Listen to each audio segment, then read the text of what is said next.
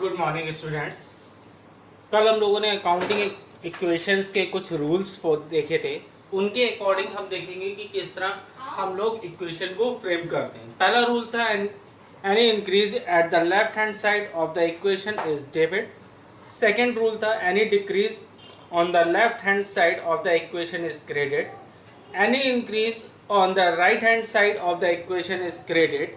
Any decrease on the right hand side of the equation is debit. उसी base पे हमने कुछ अभी इक्वेशंस ली हुई हैं चार, उन्हीं को हम देखेंगे किस तरह क्या इफेक्ट बैठते हैं हर ट्रांजेक्शन्स के और उनको हम किस तरह से फॉलो करते हैं। ओके, पहला हमें दिया हुआ है increase in assets with corresponding increase in capital. पहला केस हमें क्या दे दिया गया है, increase in assets with corresponding increase in capital. Example के लिए ले लिया कमेंसमेंट ऑफ बिजनेस विद ₹20,000। अब इन्होंने क्या बताया कि क्या होगा, increase in assets with corresponding increase in capital. ठीक, हमने बिजनेस स्टार्ट कर दिया 20,000 रुपीज से, तो क्या इफेक्ट हुए इसके दो। बिजनेस में एक तो कैश इंट्रोड्यूस हुई, ठीक, दूसरी हमारी कैपिटल इंट्रोड्यूस हुई। हमारी इक्वेशन क्या होती है, assets equal to liability plus capital. ठीक, अब हम इसी को नीचे फ्रेम करके देख लेते हैं किस तरह से हमारी बन के आएगी।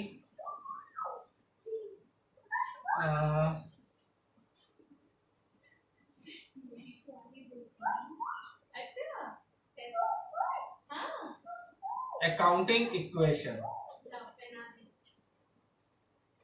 ठीक, हमने ट्रांजेक्शन नंबर फर्स्ट लिखा commencement of business, commencement of business, ठीक। हेडिंग हमारी क्या हो जाएंगी, assets equal to liability plus capital. सबसे पहले हम लोग रफली बात कर लेते हैं। एसेट्स में हमारे पास क्या इंट्रोड्यूस होगी, कैश, कितनी 20,000। लायबिलिटी पे कोई इफेक्ट पड़ेगा नहीं, कैपिटल हमारी कितना इंट्रोड्यूस हो जाएगी 20,000। ठीक, इस तरह से हमारी इक्वेशन फ्रेम हो जाएगी। सबसे पहले एसेट्स हमारी कौन सी जनरेट हुई, कैश 20,000, लायबिलिटी हमारी कुछ नहीं हुई और लास्ट कैपिटल हमारी इंट्रोड्यूस हो गई 20,000। ओके, नेक्स्ट हमारा आया increase in assets, increase in assets with corresponding increase in liability. अब हमारी क्या क्या हो रहा है, एसेट्स इंक्रीज कर रही है और साथ में हमारी लायबिलिटी भी इंक्रीज कर रही है। उसके लिए एग्जांपल दे दिया है purchase of goods on credit for ₹7,000। अब हम क्या कर रहे हैं, क्रेडिट पे गुड्स परचेज कर रहे हैं। क्रेडिट पे परचेज करने की वजह से क्या होगा, हमारी एक लायबिलिटी इनकर करेगी। लायबिलिटी क्या होगी, क्रेडिटर, और क्या जनरेट होगा हमारे पास, स्टॉक। ओके, इसको पकड़ नहीं सकते, ठीक। अब हम इक्वेशन में इसको कैसे रखेंगे, assets equal to liability plus capital, ये हमारी इक्वेशन हो गई। एसेट्स में हमारे पास क्या बढ़ जाएगा, स्टॉक, क्रेडिटर हमारे कहाँ होते हैं, लायबिलिटी, क्रेडिटर हम बढ़ा देंगे यहाँ पे, और क्या कैपिटल में कोई फर्क पड़ेगा, कोई फर्क नहीं पड़ेगा। अब हम इसको नोट कर लेते हैं। Second, stock purchased on credit, stock purchased on credit, ठीक, हमने प्लस किया यहाँ पे, स्टॉक दिखाया। स्टॉक कितने का था, 7,000 का, ठीक। लायबिलिटी में हमारे पास क्या इंट्रोड्यूस होंगे, क्रेडिटर, कितने के, 7,000 के। अब हम यहाँ पे टोटल करेंगे और एक नई इक्वेशन हमारी फ्रेम हो जाएगी। क्या फ्रेम हो जाएगी, 20,000 प्लस 7,000 इक्वल टू 7,000 प्लस 20,000, ठीक। अभी भी देखिए हमारे साथ दोनों तरफ का टोटल बराबर हो जाए, इधर भी 20,000 प्लस 7,000 27,000, इस साइड 7,000 प्लस 20,000 27,000।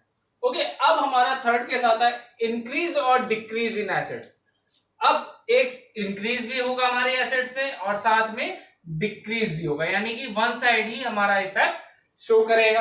अब ऐसे कौन से ट्रांजेक्शन होते हैं जिनमें वन साइड ही इफेक्ट शो करता है, उसके लिए हम लोग बात कर लेते हैं।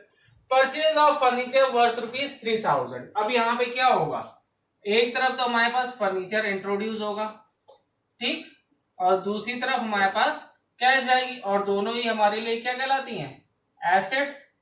ठीक, तो हम एसेट्स के कॉलम में किस तरह नोट करेंगे, एसेट्स मान लीजिए हमने ये किया, एक तरफ हमारा कैश होगा जो कि माइनस हो जाएगा, ठीक, प्लस हमारा फर्नीचर हो जाएगा जो कि हमारा ऐड होगा। ठीक, तो हम क्या करें, थर्ड बुक में परचेज्ड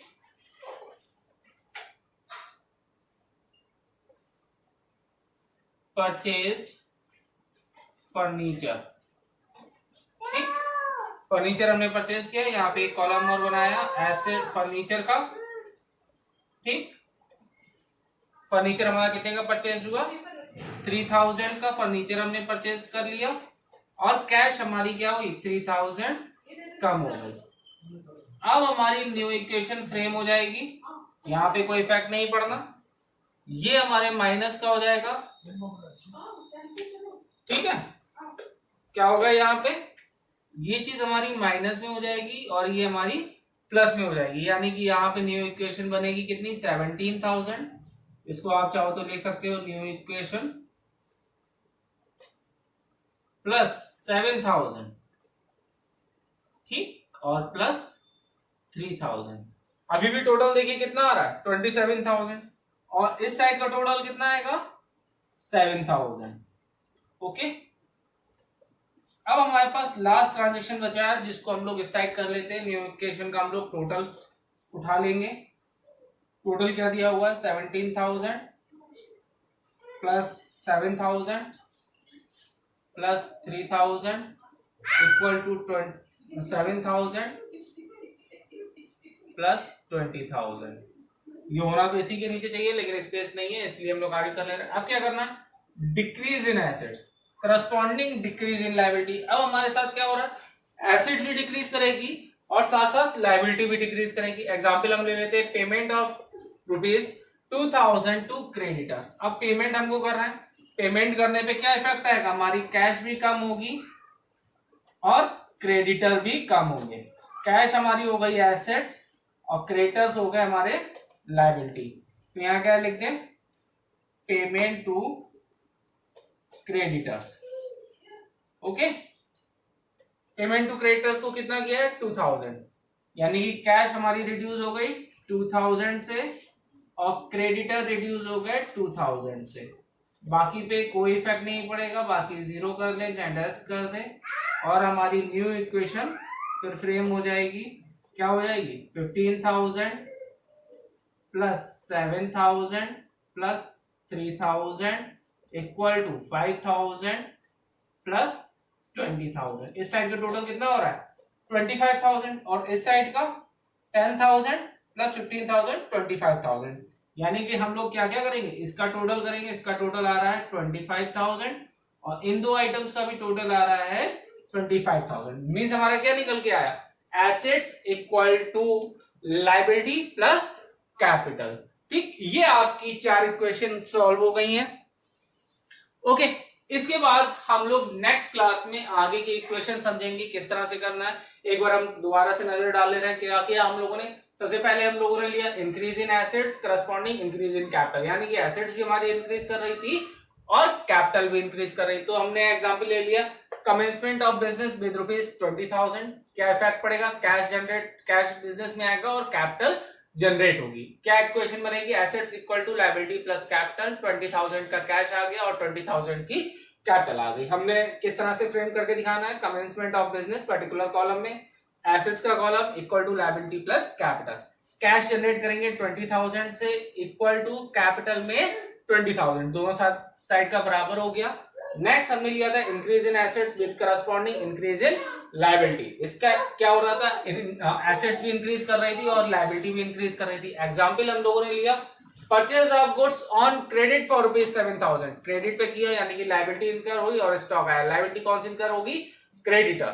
ठीक, तो क्या करें, स्टॉक और परचेज ऑन क्रेडिट। स्टॉक का एक कॉलम बनाया 7,000, एक क्रेडिटर का बनाया हमने 7,000 का। ठीक, वो हम लोगों ने नोट कर लिया। अब हम लोग जब टोटल करेंगे, न्यू इक्वेशन फ्रेम करेंगे, तो क्या निकल के आएगी 20,000 plus 7,000 equal to 7,000 plus 20,000। Okay, third equation हमारी क्या थी, इंक्रीज और डिक्रीज इन एसेट्स, एक साथ एसेट्स में ही इफेक्ट आ रहा है, लाइबिलिटी साइड या कैपिटल में कोई इफेक्ट नहीं आएगा। क्या एग्जांपल लिया हम लोगों ने, परचेज ऑफ फर्नीचर वर्थ ₹3,000, यानी कि फर्नीचर हमारे पास आया और कैश हमारे पास से गया। परचेज फर्नीचर, कैश को हमने 3,000 से रिड्यूस कर दिया, एसेट्स कॉलम में एक और एसेट जनरेट की, फर्नीचर का लिख दिया 3,000। ठीक, कैश से हमने 3,000 माइनस कर दिया 17,000, 7,000 प्लस 3,000 इक्वल टू 7,000 प्लस 20,000, यहाँ पे कोई भी इफेक्ट नहीं आएगा।